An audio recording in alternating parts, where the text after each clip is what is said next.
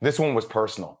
And you can feel that personal issue that Wendy just talked about with Nico Harrison on the sideline before the game, watching the two not address each other, that awkwardness. And when Luka made that three, there was a part of me, of course, that thought he was staring at the bench. There was also a big part of me that, as somebody who's spiteful, and I call myself Petty LaBelle sometimes, and seeing how LeBron and Luka are that way too. Like it almost felt like Luka was searching for Nico Harrison. He was searching for management. Boy, has he here.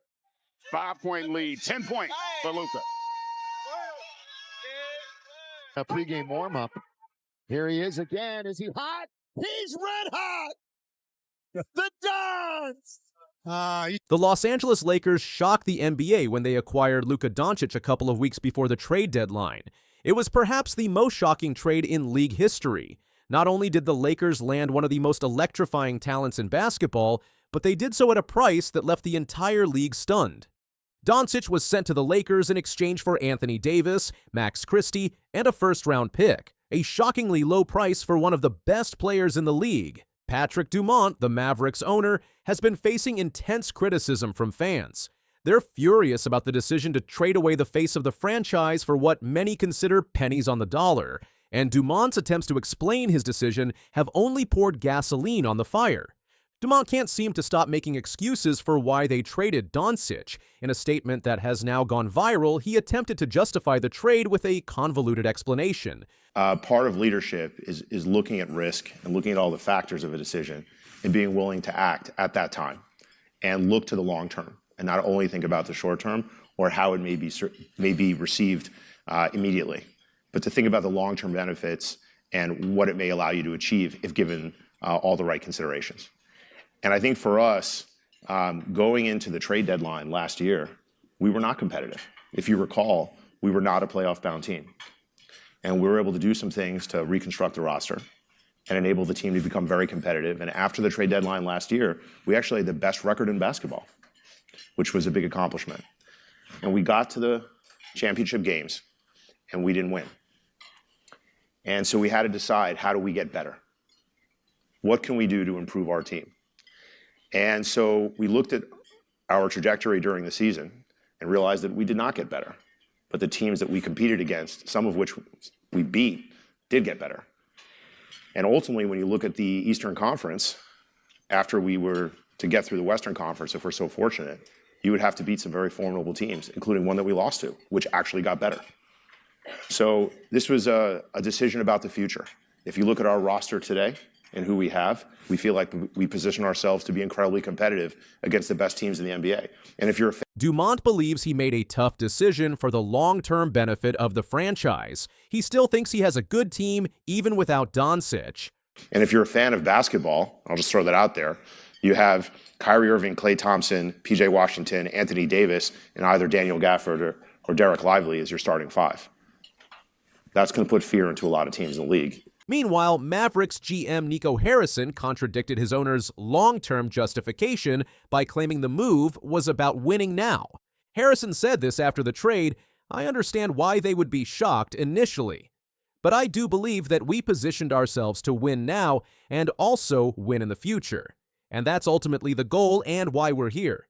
It's one of those things where it's my job to make the tough decisions that put our goals first and foremost." Harrison even defined his time frame. "The future to me is 3 to 4 years from now. The future 10 years from now, they'll probably bury me and Mavericks coach Jason Kidd by then, or we'll bury ourselves." The Mavericks leadership can't even align on why they made this trade. One says it's for the future, the other says it's to win now. This disconnect has only fueled fan outrage. Even Jason Kidd's comments after the trade were dismissive and failed to acknowledge what the team lost. When asked about how the Mavericks would look post-Luka, Kidd responded, everybody will get more shots just because of the player that we traded. He was involved in everything. "Everybody will get more shots just because of the player that we traded. You know he was involved in everything." As if getting a few more field goal attempts somehow justified throwing away a generational playmaker, a leader, and their best chance at a championship. Not once did he even say Luka's name. Not once did he acknowledge what Luka meant to the team. If Jason Kidd at least tried to explain the trade, Nico Harrison didn't even pretend to have an answer. When questioned about giving up Luka for Anthony Davis, Harrison simply shrugged it off with, "Time will tell if I'm right." That was his defense for what many consider one of the worst trades in NBA history.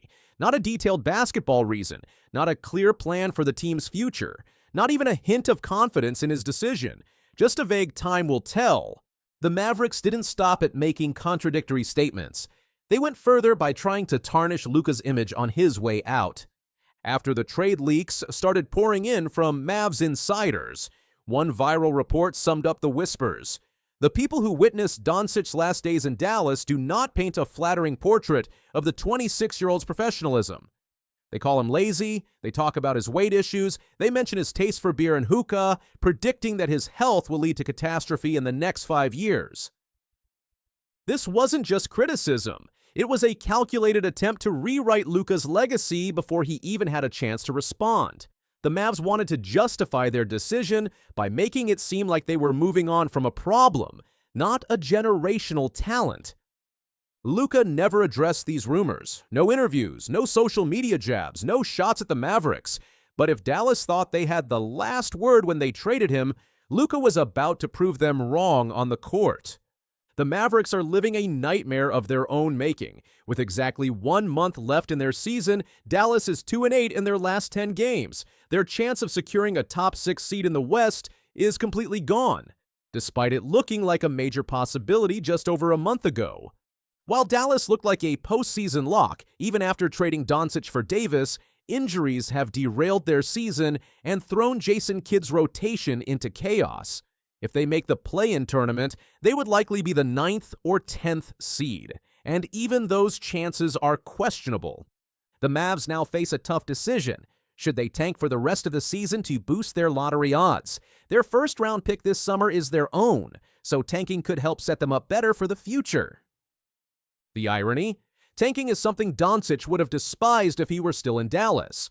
This dates back to the 2022-23 season when Dallas tanked to keep their top 10 protected pick. Doncic made his feelings clear at the time. "I didn't like the decision. That's it." For Luka Doncic, the trade wasn't just a change of scenery, it was the beginning of his revenge tour, and it started with his Lakers debut. Luka's first game in purple and gold wasn't just about getting acclimated to a new team. It was a statement. He controlled the floor, dictated the tempo, and gave everyone a glimpse of what was to come. By the time the game ended, the entire NBA world was talking about him. Then came what J.J. Redick would later call the blackout episode, a performance where everything slowed down and defenses didn't stand a chance against Doncic. Redick said, "I told him this morning that I want at least one blackout episode where he's screaming indiscriminately at no one in particular because he's excited. That's the Luka I know, the killer." I told him this morning that I want at least one blackout episode where he's screaming indiscriminately at no one in particular because he's excited. Like that means he's back. That's the Luka I know, the killer. Step back threes, unstoppable. Cross-court passes, right on target. Finishing through contact, didn't even faze him. Defenders tried everything, but it didn't matter. Luka was locked in and the game was at his mercy. This wasn't just a hot shooting night. This was a superstar entering a level only a handful of players in NBA history have ever reached. And at that moment, the Mavericks' decision looked even worse because Luka wasn't just playing well. He was playing like the best player in the world.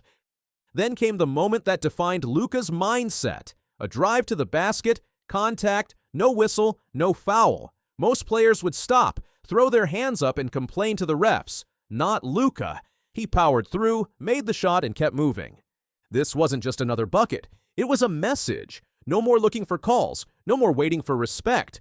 Luka wasn't just beating teams. He was bullying them. As his revenge tour gained momentum, defenders got more physical. Teams threw extra bodies at him, and the trash talk intensified. Luka embraced it all. He didn't just respond, he made them pay. Take Chris Dunn's reckless foul that sent Luka to the ground hard. It wasn't a basketball play. It wasn't strategic. It could have caused a serious injury. But Luka didn't react. No complaining, no retaliation, just straight back to business. Luka doesn't just hit big shots, He makes sure everyone knows about it. When he drilled a cold-blooded three-pointer over a defender, he didn't just celebrate. He made sure his defender felt it, then turned and stared straight at the opposing bench.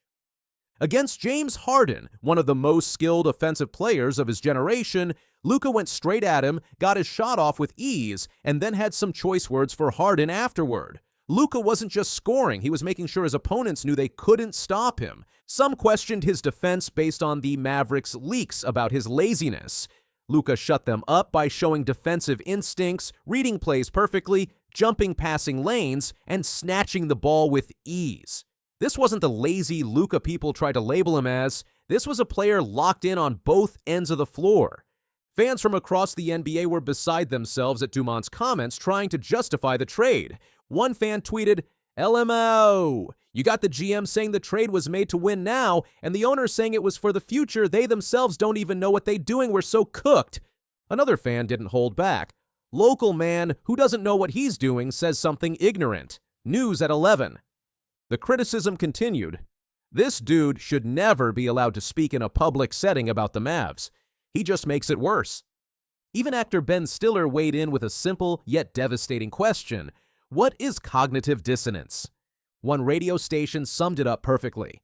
Wow, they're still trying to tell us that trading Luka was somehow addition by subtraction.